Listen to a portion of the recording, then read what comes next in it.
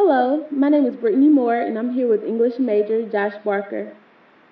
We're going to be talking about a small excerpt from the beginning of David Foster Wallace's Infinite Jest. As you may know, Infinite Jest is a big book, both in its physical 1,000 pages and in its multiple storylines, and in its capacity to completely envelop the reader. For those unfamiliar with Infinite Jest, it deals with a world obsessed with entertainment and visual culture where a number of characters move around each other in a non-linear time in various locations, including a tennis academy and rehabilitation center. The storyline we're going to focus on today is that of Hal and Mario, two teenage brothers rooming together and living at Infield Tennis Academy. Hal is a few years younger than Mario, but due to Mario's physical deformities, Hal nonetheless seems to hold the position of big brother. These two have fairly recently lost their father, who they refer to as himself, to suicide. Also mentioned in the scene is their mother, who they refer to as the Moms. The scene takes place in the year of the Depend adult undergarment, the period of time in which most of the novel takes place. A year slightly in the future. It is named the year of the Depend adult undergarment because in the world of Infinite Jest, every year is subsidized by a company and their product. The bit of Infinite Jest we're going to read is featured on pages 39 through 42. As readers, we have decided to insert pauses in the conversation in place of Wallace's use of ellipses. So, let's begin.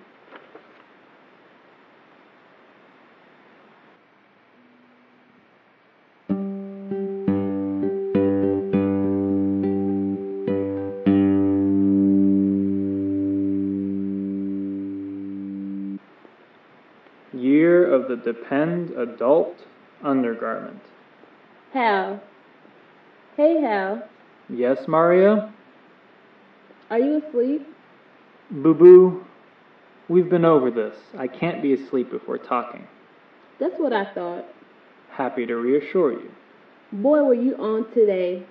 Boy, did you ever make that guy look sick. When he hit that one down the line and you got it and fell down and hit the drop volley, Pimley said the guy looked like he was going to be sick all over the net, he said. Boo, I kicked the kid's ass is all. End of story. I don't think it's good to rehash it when I've kicked somebody's ass. It's like a dignity thing. I think we should just sort of let it lie in state, quietly. Speaking of which... Hey, Hal. Hey, Hal. It's late, Mario. It's sleepy time. Close your eyes and think fuzzy thoughts.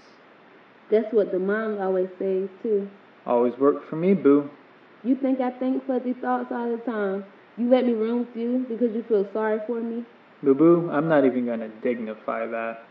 I'll regard it as like a warning sign. You always get petulant when you don't get enough sleep. And here we are seeing petulance already on the western horizon, right here. When I asked if you were asleep, I was going to ask if you felt like you believed in God. Today, out there, when you were so making that guy look sick. This again? Really? Don't think midnight in a totally dark room with me so tired my hair hurts, and drills in 6 short hours is the time and place to get into this, Mario. You ask me this once a week. You never say, is why. So tonight, to shush you about how, if I say I have administrative bones to pick with God, boo, I'll say God seems to have a kind of laid-back management style I'm not crazy about. I'm pretty much anti-death. God looks, by all accounts, to be pro-death. I'm not seeing how we can get together on this issue, he and I, boo. You're talking about since himself passed away? See? You never say. I do too say. I just did. I just didn't happen to say what you wanted to hear, boo-boo, is all. There's a difference. I don't know how you couldn't feel like you believed today. Out there, it was so right there. You moved like you totally believed. How do you feel inside? Not? Mario, you and I are mysterious to each other. We countenance each other from either side of some unbridgeable difference on this issue. Let's lie very quietly and ponder this. Hal. Hey, Hal. I'm going to propose that I tell you a joke, Boo, on the condition that afterwards you shush and let me sleep. Is it a good one? Mario, what do you get when you cross an insomniac, an unwilling agnostic, and a dyslexic? I give. You get somebody who stays up all night, torturing himself mentally over the question of whether or not there's a dog. That's a good one. Hey, Hal, what's an insomniac? Somebody who rooms with you, kid, that's for sure. Hey, Hal, how come the moms never cried when himself passed away? I cried, and you, even CT cried. I saw him personally cry. You listened to Tosca over and over and cried and said you were sad. We all were. Hey, Hal, did the mom seem like she got happy after himself passed away? To you? It seems like she got happier. She seems even taller. She stopped traveling everywhere all the time for this and that thing. The corporate grammar thing, the library protest thing. Now she never goes anywhere, Boo. Now she's got the headmaster's house and her office and the tunnel in between and never leaves the grounds. She's a worse workaholic than she ever was, and more obsessive-compulsive. When's the last time you saw a dust mote in the house? Hey, Hal. Now she's an agoraphobic workaholic and obsessive-compulsive. This strikes you as hapification? Her eyes are better. They don't seem as sunk in. They look better. She laughs at CT way more than she laughs at himself. She laughs from lower down inside. She laughs more. Her jokes she tells are better ones than yours, even now, a lot of the time. How come she's never got sad? She did get sad, Boo-Boo. She just got sad in her way instead of yours and mine. She got sad, I'm pretty sure. How? You remember how the staff lowered the flag to half-mast out front by the portcullis here after it happened? You remember that? And it goes to half-mast every year at convocation. Remember the flag, Boo? Hey, Hal. Don't cry, Boo-Boo. Remember the flag only halfway up the pole? Boo-Boo, there are 2 ways to lower a flag to half-mast. Are you listening? Because no shit, I really have to sleep here in a second. So listen. One way to lower the flag to half-mast is just to lower the flag. There's another way, though. You can also raise the pole. You can raise the pole to like twice its original height. You get me? You understand what I mean, Mario?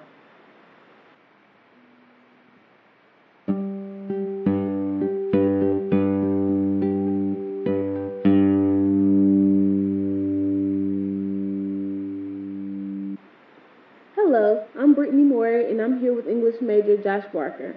We just read an excerpt from David Foster Wallace's novel, Infinite Jest. The scene featured a conversation between the teenage brothers Hal and Mario that takes place in the middle of the night in their dorm room at Enfield Tennis Academy. Indeed. In this small scene, it is the middle of the night, and they are trying to sleep after a long day of tennis. Looking forward to yet another long day of tennis, starting at dawn. Indeed, we see how Hal and Mario interact with one another. The 2 brothers are having a conversation which seems to revolve around a tennis match that occurred earlier that day. But that focuses more literally around the truth that Mario is trying to get out of his brother. Also in this scene, we can see that the 2 brothers definitely depend on one another, and most importantly, they share the closest relationship in the novel. When he asks why the mom seems happier after himself's death, Mario is asking for support and information from his brother. But at the same time, he's also emotionally checking in with his brother, making sure that he's okay. If we go back to the earlier part of Hal and Mario's conversation, we are able to see the beginning of Mario's conversation with his brother and how Hal lightly brushes him off at first. For example, When Mario is complimenting his brother on how well he kicked ass in the previous match, Hal states, I don't think it's good to rehash it when I've kicked somebody's ass. It's a dignity thing, I think. We should just let it sort of lie and stay quietly. Although at this point their conversation is only about the tennis match, we can see how Hal has already begun to switch or change the topic of their conversation. Exactly. Hal even continues to say, It's late, Mario. It's sleepy time. Close your eyes and think fuzzy thoughts. The phrase, fuzzy thoughts, is very interesting at this point in their conversation because Mario, who is in the middle of talking to his brother about his great playing, is cut off and told to go to sleep and think fuzzy thoughts. This is ironic because the game of tennis which Hal is supposed to enjoy and love so much is one that is avoided and shoved to the side when mentioned by someone he shares the realistic conversations with. Commenting on Josh's reference to the phrase fuzzy thoughts, Mario is aware at this point that Hal is not interested in continuing any further with their conversation, and we can see this in the novel when Mario states, You think I think fuzzy thoughts all the time. Hal responds in a sympathetic manner, thinks that Mario will get the point, especially since this is not an unusual routine for Mario. We heard Mario question his brother about his belief in God, and Hal's response was, This again? This lets us know that this topic has been brought up before, now between the two. And he even stated that Mario asked him about God at least once a week. I found that very interesting as well. What's even more striking is how the conversation they are having ends up changing from God to himself and quickly back to God. For example, we see how Hal resists answering the question about God from the beginning with his "this again" statement, but as Mario continues to pull his brother into a deeper conversation about what he thinks Hal thinks about God, Hal says, but never clearly states how he feels this way. When Mario brings up himself into the conversation, Hal immediately begins to try and redirect their conversation when he states, I just didn't happen to say what you wanted to hear, boo-boo, is all, after Mario makes it known that he never answered his questions concerning himself.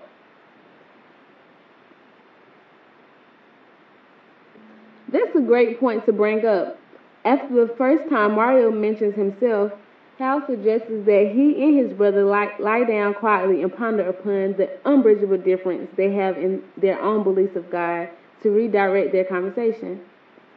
Soon after the short silence of pondering, Mario calls Hal's name twice, and Hal decides that he will respond with telling Mario a joke. The joke only leads back up to Mario mentioning himself again. The way that Mario brings himself into the conversation this time is indirectly because he asks, how come moms never cried when himself passed away? Hal is able to speak about himself to a certain extent right here because if not dealing directly with his feelings about himself, but how everyone else dealt with himself's death. Indeed, it's Hal's mention of the flagpole that brings Mario to tears. In Hal's head, this is really a simple metaphor he's using to help Mario better understand the idea of the moms grieving differently than him, but as a metaphor, it also makes absolutely no sense. Hal is overthinking his analogy in his attempt to comfort Mario. You can't simply lower the flag to half-mast by raising the pole. It just wouldn't work. It's a dead end, just like not being able to emotionally deal with the death of a loved one. Of course. Also, Wallace's decision to write the scene without a present narrator is very important. Without the narrator is one of the most honest character scenes in the book. The filter is cut out. We're hearing Hal and Mario speak honestly for themselves, at least excepting the ellipses. The ellipses cause pauses, breaks in the time, similar to the endnotes in the book. They are to cut the reader up, and sometimes they make it difficult for the reader to know definitely who is speaking. The use of periods and commas in all ways predominantly just to show the exhaustion of the characters and how they talk late at night when they both desire to be asleep. This also, however, adds to the lilting feeling around created by the ellipses. Indeed, this is the most important aspect of this section of the book. Predominantly, it is to show the characters' vulnerability at this time, in their dorm room, alone, at night. It is to show that there is nothing being hidden here. They are being completely honest with each other, even if it isn't totally conscious, at least on Hal's part. And subsequently, it is one of the most completely honest and telling moments in the entirety of the novel. At the same time, though, they aren't connecting at all. Their honesties are flying past each other in the dark. This attempt and failure to connect is one of the central themes of Infinite Jest, and this is the passage that most clearly exemplifies this. It is also a strong introduction to Mario, who will become the emotional center of the novel. He's crying from empathy for his brother, not for himself. This makes his eyes the eyes of the reader and makes him quite sympathetic. Indeed, the fact that we meet Mario here in the dark without a narrator is definitely important. This adds to the idea of his emotional clarity and intimacy when compared to other characters in the novel. The lack of a narrator shows help us emotionally clarify. Yeah, and this adds to the fact that this is both a very honest and a very dishonest conversation. It's realistic. People are brushing against each other, trying to connect, but in the end, failing to. The fact that the characters don't really move physically throughout the scene adds to this. It is a motionless conversation, going nowhere. There's a dark nothingness surrounding the characters as they attempt to connect, and they can't, at least in any obvious direct way. The connection here is unintentional at best, at least on the part of Hal, but that doesn't make it any less valid or realistic. It's an empathy created by two characters trying to figure themselves out and brushing against each other in the process. Indeed. I'm Brittany Moore. And I'm Josh Barker. And we've been talking about an excerpt from David Foster Wallace's Infinite Jest. Thank you for listening.